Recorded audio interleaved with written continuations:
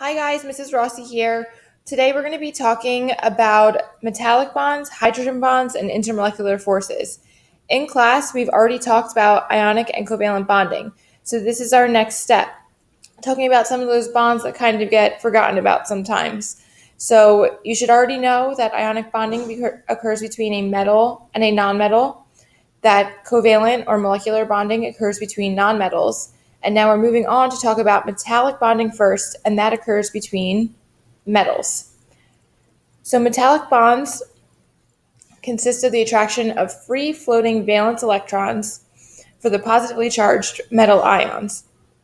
These bonds are the forces that actually hold the metals together. The free floating valence electrons are the key to what metallic bonds actually are. Metals are able to pack pretty tightly together, so tightly together that those valence electrons are able to flow from one atom of the metal to another. So you can see that in the picture right over here. This is a little animation of what's actually going on. In the center, you see the atoms, and then the little red dots that are moving around vigorously are sometimes referred to as a sea of electrons, because they're able to freely move about the valence shells of all of those metal atoms. A few properties of metallic bonds include that they're good conductors, which shouldn't be a surprise. They're ductile, they're malleable, and crystalline, and they're also crystalline in structure. This video will give you a few more characteristics of metal bonds, so I want you to make sure you include them as part of your number 4.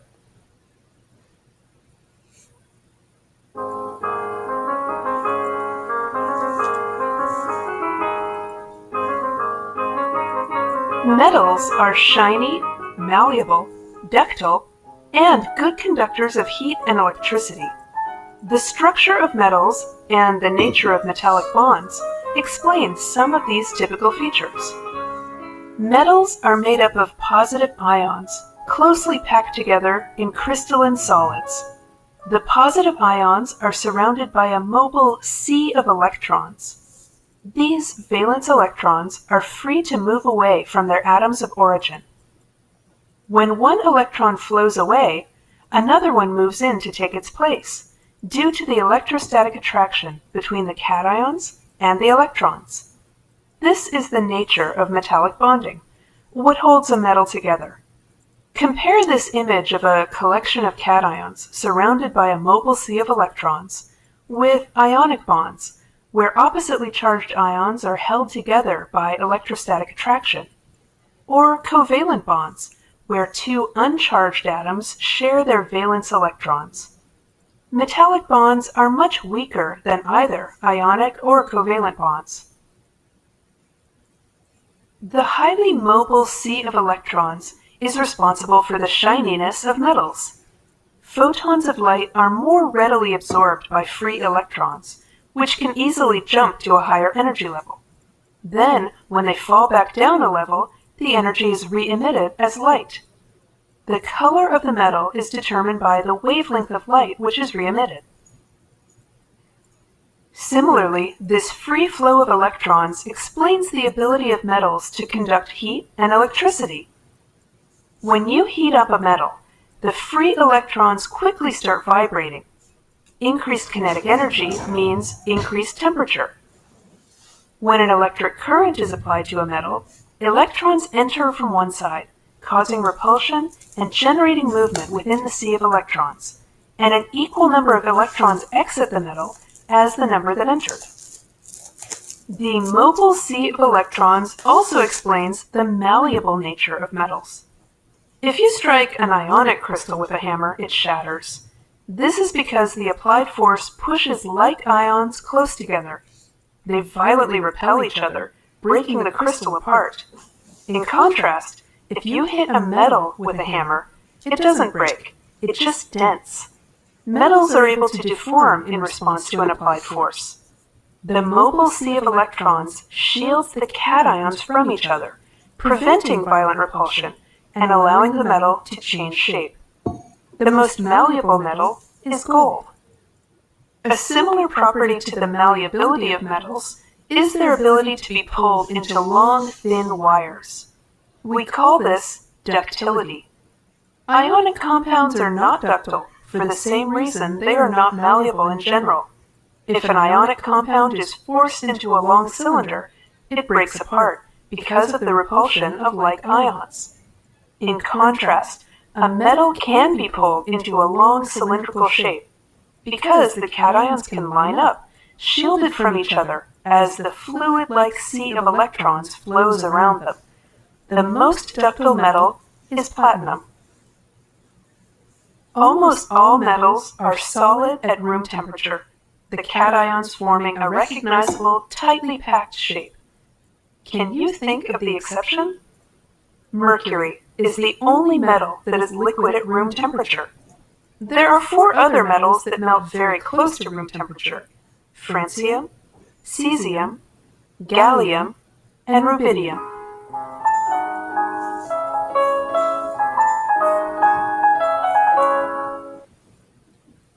All right, so hopefully you got down all the properties and the explanations about properties of those metallic bonds. Pretty interesting with the sea of electrons, how they actually flow through and give metals their properties, the ability to be used for so many things in our everyday life. Another thing that we see very often in our everyday life, and that is essential because it's made from metals, are different alloys. You've probably heard of alloys before in a whole bunch of different contexts, but alloys that we're talking about are alloys that are mixtures. So no chemical bond, it's just a mixture composed of 2 or more elements, one of which must be a metal. Some of the most common alloys that you've probably heard about are steels. Steel is important because it's corrosion resistant, so it's a good building material. It's definitely tough, good building material, and ductile. They can get it into those different shapes that you saw. But steels aren't just made out of a metal and another metal. A lot of times you have carbon in there, you might have some other elements in there that you might not actually think. So boron could be in there, chromium, manganese, nickel, tungsten. So steels are a whole mixture of different things, different elements together to make a very strong, typically building substance.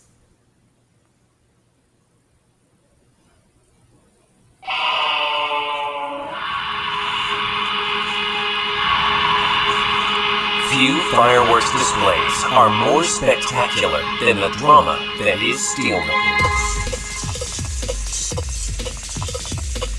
The story of hot metal and cold steel is fascinating from start to finish, especially when seen through the experienced eyes of United States Steel. For our company, the story begins with a blast. As rock explodes and the raw materials of steel are tossed from the earth. The rock is taconite, and the prize inside is crude iron ore. We get at it by grinding the rock to powder and separating the ore with powerful magnets. Then we form and heat the ore into marble-sized pellets that will later be converted to iron.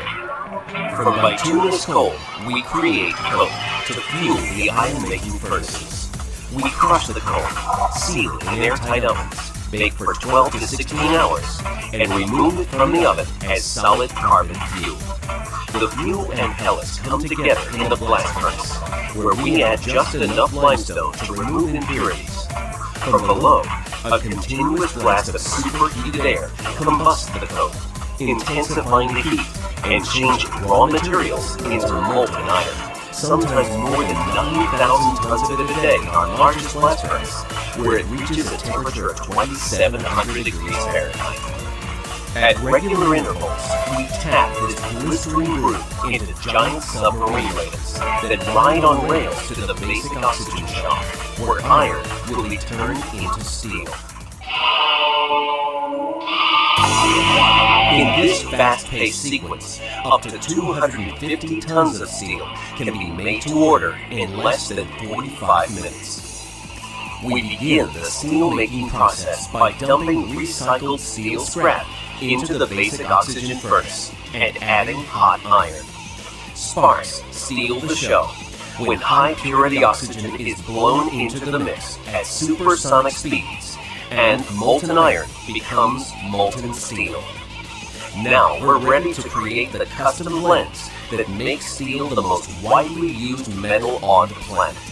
In fact, we produce over 1,500 different chemistries to meet customer demand for cutting-edge, value-added steel. Look for another show of sparks as we tap molten steel from the pop vessel into a ladle. Then, for most of our steels, it's on to the vacuum degasser, where they are made highly formable.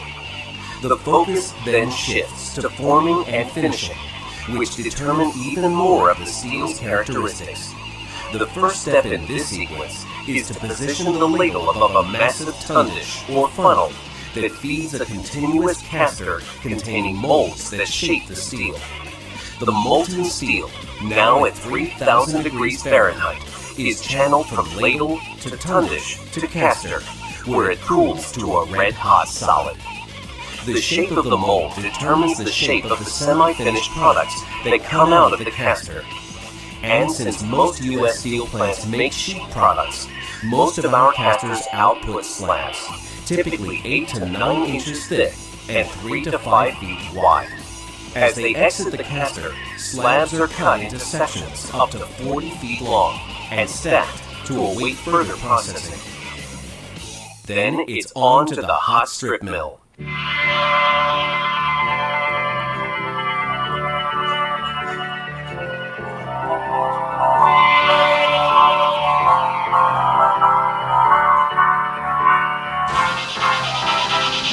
This is where we begin transforming steel slab into steel sheet.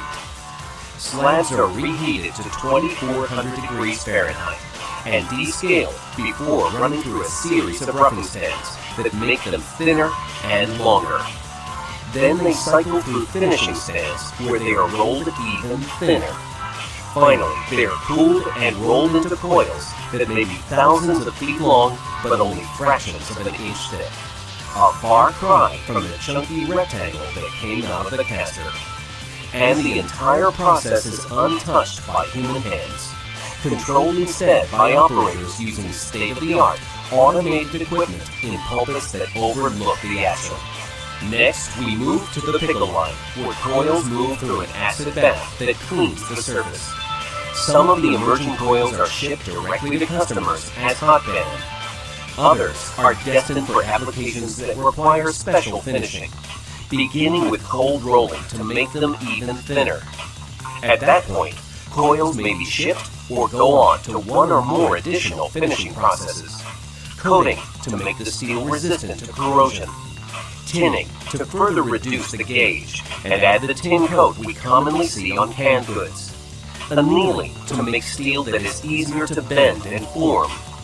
And tempering that uses special rollers to add hardness and create surface textures and other special finishes. In fact, many of our products leave the finishing facilities as the industry's newest superstars. Lighter, stronger, highly engineered, formable steels that were unheard of just a few short years ago. No wonder the story of steelmaking stays so fresh, with innovations that guarantee something new to see in each showing, with product placements in our homes and high-rises, on our highways and in every other part of our daily lives, and with a cast of thousands who continue to improve and perfect every step of the steel-making process, from shaped pellet to shipped coil and beyond.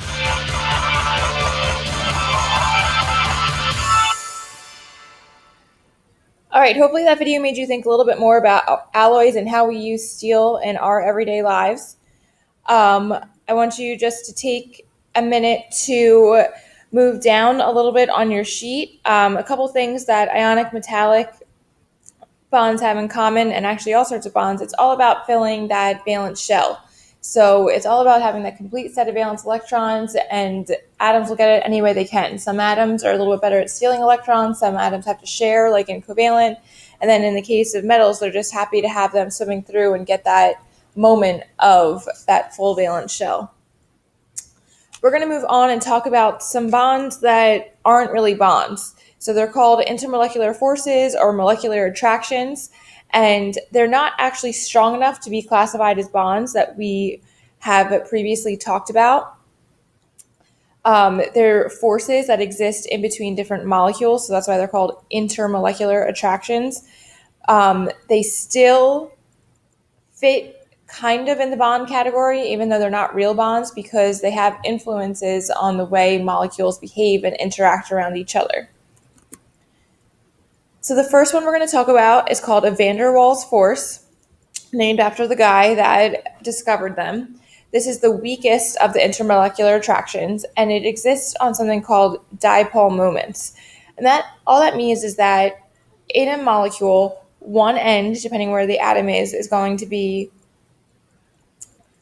slightly positive, and the other end is going to be slightly negative.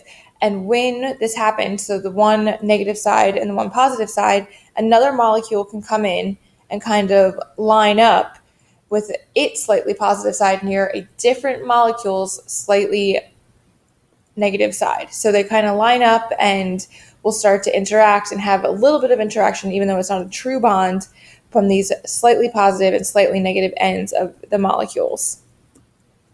Here's just a different view of it.